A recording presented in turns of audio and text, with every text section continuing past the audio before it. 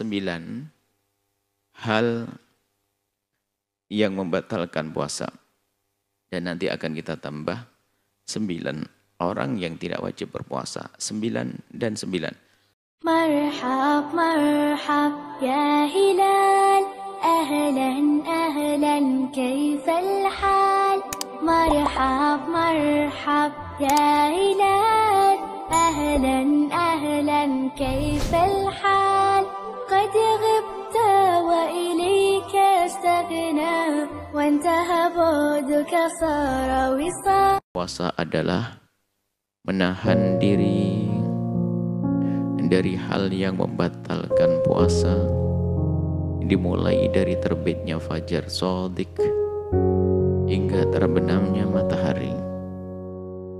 Setelah kita tahu fajar shadiq itu apa, kemudian cara terbenam matahari kayak apa, kalau kita tidak tahu apa yang membatalkannya, kita tidak akan bisa menghindarinya.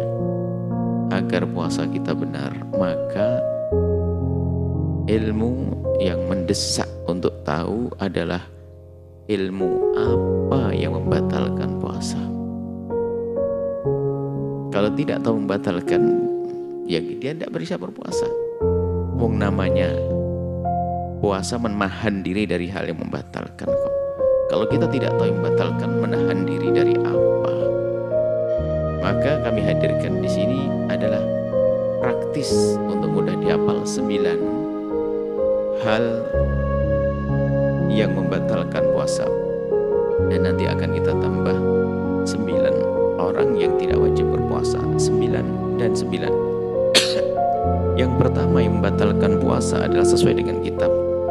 Yang kita ada namanya kitab fikih praktis puasa. Yang membatalkan puasa yang pertama adalah memasukkan sesuatu ke salah satu 5 lubang. 5 lubang yang harus kita perhatikan, ada 5 lubang yang oleh para ulama diamati, dicermati adalah lubang yang tembus ke dalam.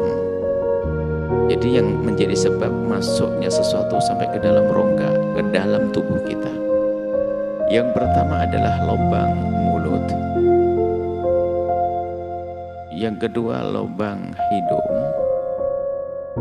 Yang ketiga adalah lubang telinga. Yang keempat adalah lubang buang air kecil. Yang kelima adalah lubang buang air besar. Jika ada orang sengaja memasukkan sesuatu ke salah satu lubang 5 lubang tersebut, maka batallah puasanya. Ini baru yang pertama. Adapun yang kedua nanti 3 mudah. Memang yang agak panjang pembahasannya yang pertama ini, karena satu aja isinya 5. Dibahas tentang mulut. Memasukkan sesuatu ke lubang mulut. Yang dimaksud memasukkan itu adalah nelannya. Masukkan ke tenggorokan.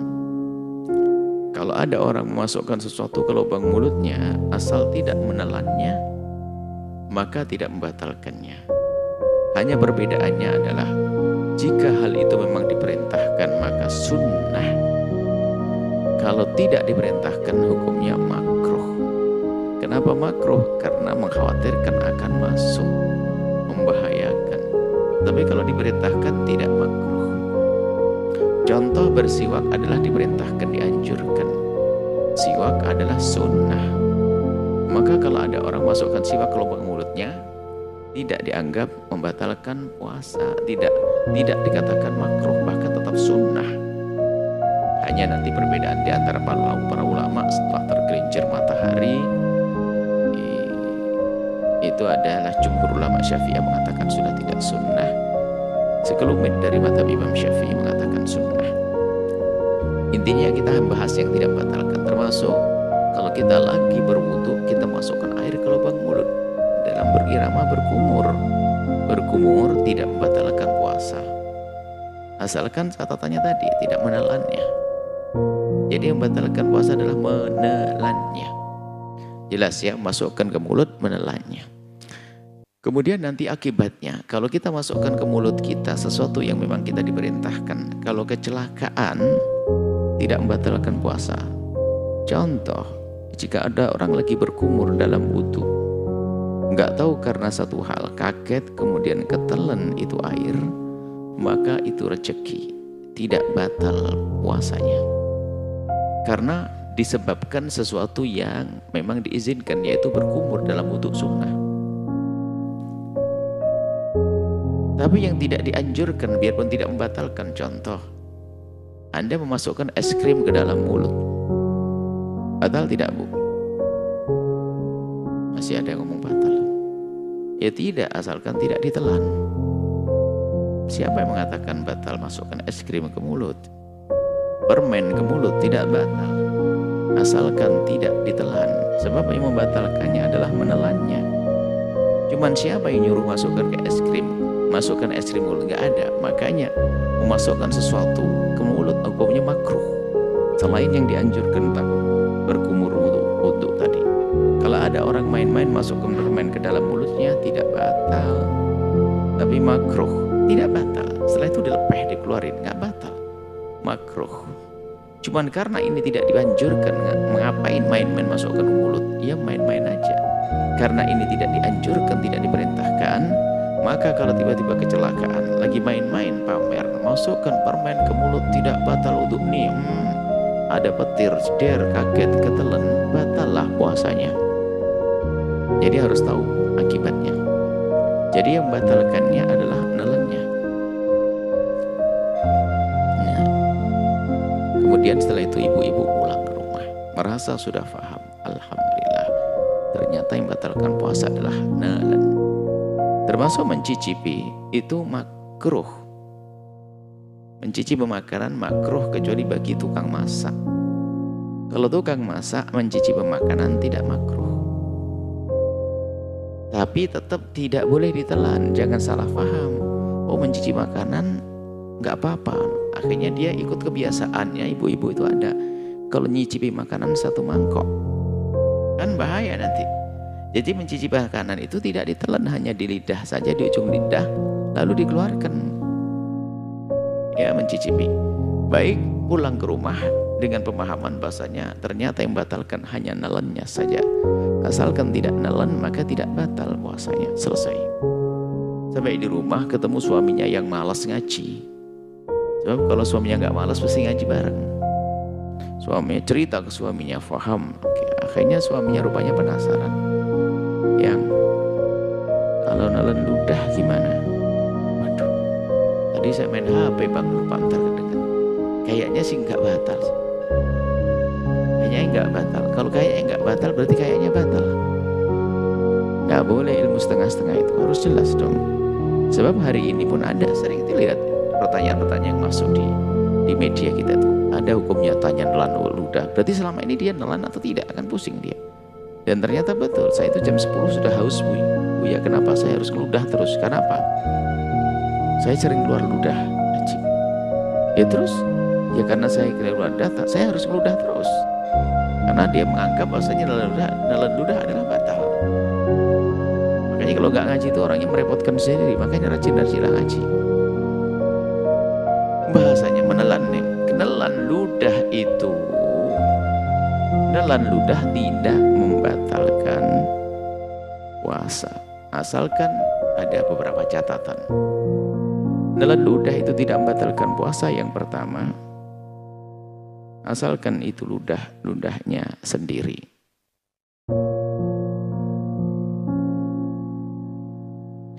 Kalau ludahnya orang batal, ya. Cuman gambarannya kayak apa sih ludahnya orang? Kalau orang dingin seperti anda ini sebagian yang dingin nggak ngerti, pikir ngambil ludah yang diludahkan di meja lalu dijilat begitu ya, jorok. Ada, ternyata ini adalah kisah indah. Mohon maaf, mencium istri tidak membatalkan, mencium bibir tidak membatalkan, tapi kalau sudah sampai ketuker ludahnya, nah ini baru masuk. Nelan ludahnya kan mesra. Contohnya kalau anda modelnya model ludah di meja dijilat, nah itu kan. Jadi nelan ludahnya orang batal. Yang pertama ludahnya sendiri. Yang kedua, ludah belum bercampur dengan yang lainnya. Kalau ludah anda sudah bercampur dengan es krim, permen, gula, batal. Ludah murni.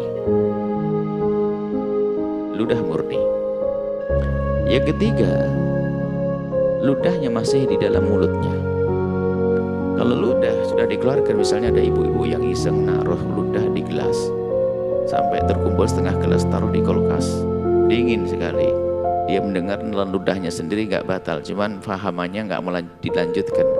Akhirnya sengaja menyimpan ludah setengah gelas, taruh di kulkas, diminum di siang hari, seruput begitu. Batal puasanya karena ludah sudah keluar dari mulutnya. Maka seandainya ada orang mengumpulkan ludah di mulutnya sampai banyak, asalkan ludah sendiri dan tidak bercampur dengan apapun dan masih di dalam mulut, kemudian ditelan, maka tidak batal puasanya. Selesai di pembahasan tentang mulut, kita naik pembahasan satu lagi, yaitu masalah hidung. Memasukkan suatu ke lubang hidung tidak membatalkan puasa. Ini dari awal datang juga serba salah. Mentang-mentang begitu langsung pulang ke rumah, mau masukkan ke lubang hidung, batal puasanya. Hati-hati bang. Ya sudahlah, kan kabar masukkan, kan di gambarannya masukkan sirup, permen dan sebagainya. Sampai di rumah suaminya bertanya, hukumnya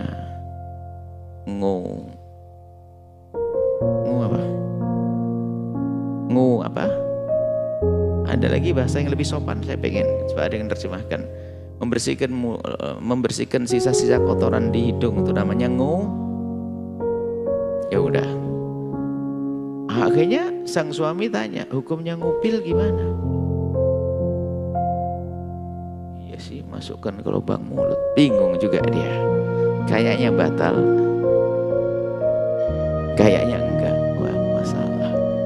Itu urusan ngupil itu sepele, tapi bisa bikin marah. Coba anak kecil lagi mau ngupil, Anda tahan tangannya, itu marah. Apalagi anak gede, itu biar hukumnya ngupil bagaimana? Nah, ya harus ada penjelasan bahwa yang dimaksud membatalkan itu adalah bukan hidung bagian bawah, tapi di wilayah yang seandainya bukan harus, seandainya boleh Anda coba nanti malam.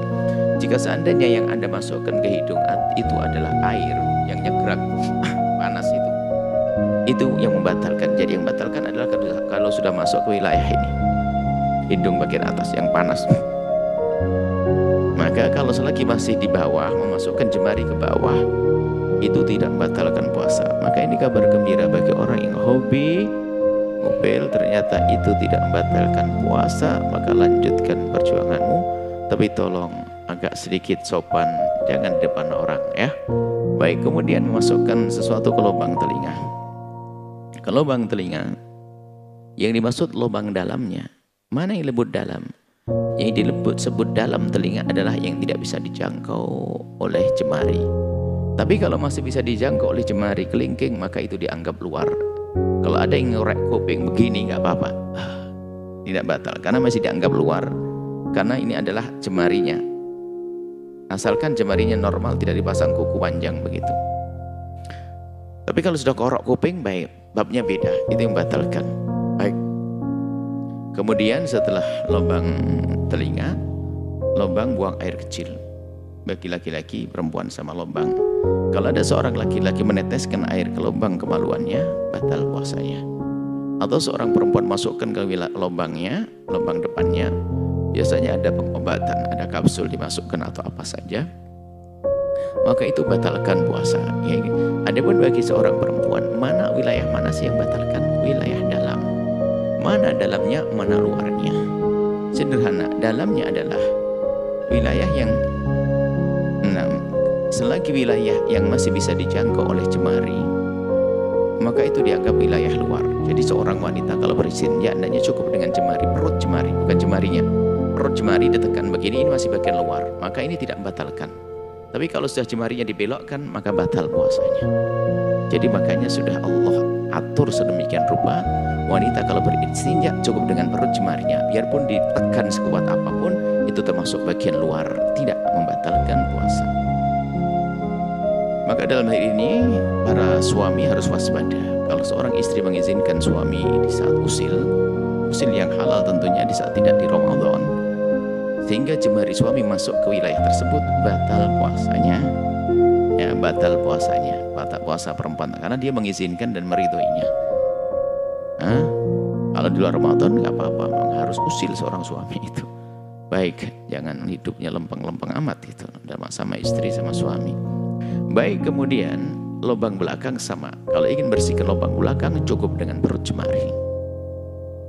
Dengan perut jemari ini, jangan dibelokkan jemarinya masuk ke dalam, batallah puasanya. Ini yang pertama adalah 5, memasukkan sesuatu ke salah satu lubang yang 5. Kemudian yang kedua adalah muntah. Muntah dengan sengaja. Muntah dengan sengaja. Kalau ada orang muntah tidak sengaja, tidak batal. Sengaja muntah, tidak tahu caranya bagaimana. Atau mungkin dimasukkan jemarinya ke dalam sampai keluar. Atau memang kalau dia mencium satu bau, satu aroma, kotoran ayam yang mengkilat itu barangkali dicium langsung muntah. Kalau dia mengambil mencolek begitu sengaja, tahu dia kalau senyum pasti muntah dicolek, maka batal puasanya, berarti dia sengaja memuntahkan diri. Kalau muntah mabuk kendaraan karena hamil muda tiba-tiba muntah, tak batal puasa, asalkan tidak dari kesengajaan dari dirinya. Kalau karena merasa mual, tiba-tiba mual begitu muntah, maka tidak batal puasanya. Tapi masih ada catatannya. Catatannya adalah jangan menelan ludah sebelum Anda sucikan ludah Anda. Sebab yang keluar dari perut itu najis, biarpun tidak membatalkan puasa karena Anda tidak sengaja, tapi tetap najis melewati mulut. Karena najis melewati mulut berarti mulut Anda telah bercampur dengan najis. Kaidahnya yang pertama tentang ludah, kalau sudah ludah bercampur dengan yang lainnya, bagaimana kalau ditelan? Batal. Maka dari itu, sebelum menelan ludah, berkumur dulu. Ambil air putih di gelas, Anda berkumur, sudah mensucikannya, lalu Anda buang, selesai. Harus begitu kalau tiba-tiba muntah tidak sengaja. Kalau ternyata Anda jauh dari air putih, ya Anda meludah-ludah, yaitu sah. Meludah-ludah, jangan sampai menelan ludahnya. Biarpun meludah 1000 kali ludahan sampai bersih, selagi belum dicucikan dengan air, maka tetap najis. Sebab yang bisa mensucikan najis hanya air, bukan ludah. Mungkin sisa muntahan sudah tidak ada kalau kita meludah dan meludah dan meludah. Tapi bukan begitu cara mensucikannya, harus berkumur. Tapi yang jelas tidak boleh ditelan sebelum berkumur itu. Kemudian setelah itu ada lanjutannya, bersenggama, berhubungan tanpa keluar mani. Berhubungan tanpa keluar mani sudah membatalkan puasa. Mohon maaf, ini majelis mulia. Cukup baru masuk selesai dikeluar. Baru masuk udah ditarik selesai misalnya. Maka ini membatalkan puasa, baik dengan istrinya, istri yang halal, atau na'udzubillah zina, atau bahkan dengan binatang sekalipun, maka batal. Kemudian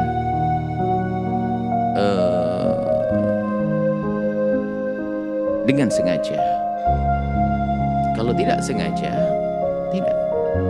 Mungkin puasa pertama gue seorang suami istri, pengantin baru mungkin lupa kalau itu Ramadan, sudah niat puasa, pagi-pagi hubungan suami istri, baru setelah selesai sadar, oh kita puasa, oh ya alhamdulillah rezeki Allah bikin kita lupa.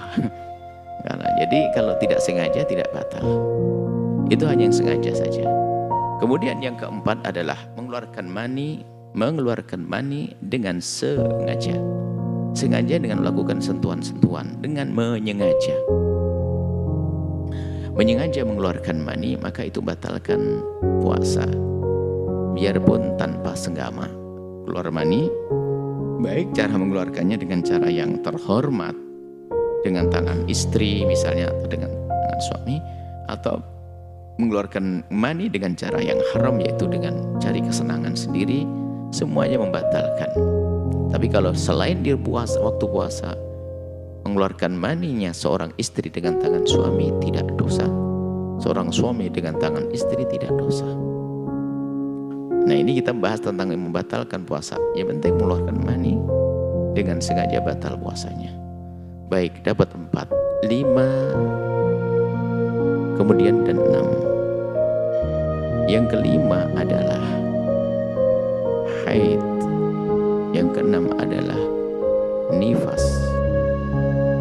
Kalau wanita haid batal puasanya. Haid batal puasanya. Puasa seharian jam 5 sore, setengah jam lagi sudah buka, tatanya keluar darah haid, batal puasanya. Tapi ibu-ibu gak usah ragu dengan Allah. Allah Maha Kasih, biarpun Anda ternyata harus mendahului buka dari yang lainnya, maka sesungguhnya Anda tetap mendapatkan pahala. Urusan kita pahala. Pahala Allah Maha Kasih. Kemudian nifas. Cuman gambarannya nifas adalah bagi orang yang mengambil satu pendapat bahwasanya masa belum keluar darah dianggap masa suci bilangannya, bilangannya tapi tidak hukumnya, maka dia berpuasa habis melahirkan puasa karena tidak ada darah keluar, tidak terbukti nifas. Ternyata di pertengahan puasa keluar, baru terwujud nifas. Ini jadi nifas membatalkan puasa. Baik, dapat berapa? 6. Kemudian 7, melahirkan batalkan puasa. Melahirkan membatalkan puasa itu satu paket. Haid, nifas, dan melahirkan dapat 7. Sekarang yang ke-8 adalah hilang akal. Cuman hilang akal ada 3 macam. Yang pertama adalah hilang akal yang tidak membatalkan puasa, yaitu tidur. Tidur tidak membatalkan puasa, biarpun seharian penuh, misalnya habis sahur ketiduran, bangun-bangun waktu isya tarawih, tidak batal puasanya, biarpun seharian. Yang kedua, hilang akal jika dia sempat sadar di siang hari biarpun sebentar, maka sah puasanya. Ini tengah-tengah antara tidur dan gila. Kalau gila itu biarpun sebentar batal puasanya. Lagi ngomong begini tiba-tiba gila, atau gimana contohnya? Gila-gila, bukan gila duit, gila hilang akal, batal puasanya. Yang tengah-tengah adalah mabuk, pingsan. Pingsan itu membatalkan puasa kalau pingsannya seharian penuh. Tapi kalau dia sempat terjaga sebentar, bangun sebentar di siang hari, maka dianggap puasanya sah. Contohnya ada orang habis sahur pingsan, sudah niat pingsan, bangun-bangun jam 12 siang, tanya kepada orang tuanya atau saudaranya, ini jam berapa? Jam 12 siang. Kaget dia, pingsan lagi sampai isya, maka puasanya sah. Sebab kalau pingsan asalkan sempat sadar biarpun sebentar, puasanya adalah sah. Yang ke-9 adalah murtad, keluar dari Islam, na'udzubillah, baik dengan kata-kata atau dengan perbuatan atau dengan i'tiqad, keyakinan. Baik, maka murtad itu keluar dari Islam. Contoh, mengatakan aku tidak percaya Nabi Muhammad Nabi, na'udzubillah. Mengatakan aku Quran bukan wahyu, mengatakan itu adalah murtad. Dia murtad, langsung batal puasanya. Baik, 9 hal sudah cukup. Pertama, masukkan satu ke salah satu lubang 5, lubang mulut, lubang hidung, lubang telinga, lubang depan dan lubang belakang.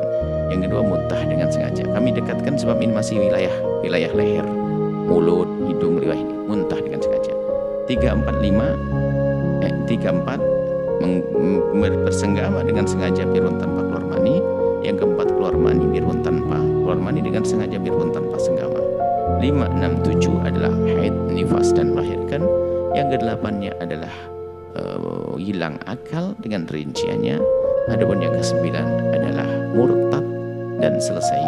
Setelah itu Anda tidak usah mikirin baru setelah itu biasa. Jadi yang harus Anda hindari itu makan, masukkan sesuatu ke mana? Lubang mulut, selesai. Ada yang pernah sakit mata? Semoga sehat semuanya. Kalau kita meletakkan obat di mata, terasa pahit di tenggorokan.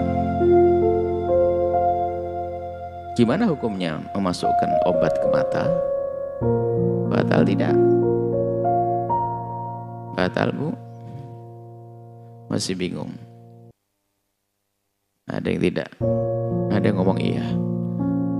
Tadi kita sebut 5 tadi, mata masuk enggak? Ya sudah, kalau enggak ya sudah. Maka Anda boleh makan rujak ulek yang pedas pakai mata. Enggak batal puasanya. Enggak batal masukkan ke lubang mata, tidak batal.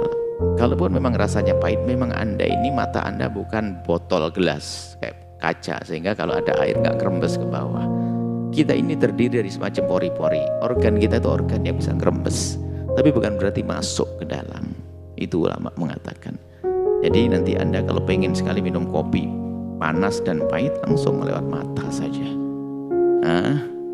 Baik guys ya. Pengen rujak dan sambal bakso yang pedas sangat. Baik, ini saja. Kemudian nanti urusan mulut ini harus paham semuanya. Di balik ini biasanya ada pertanyaan-pertanyaan unik, macam-macam sesuai dengan profesinya. Seorang dokter bertanya, Buya, gimana hukumnya mencabut gigi siang hari bulan Ramadan?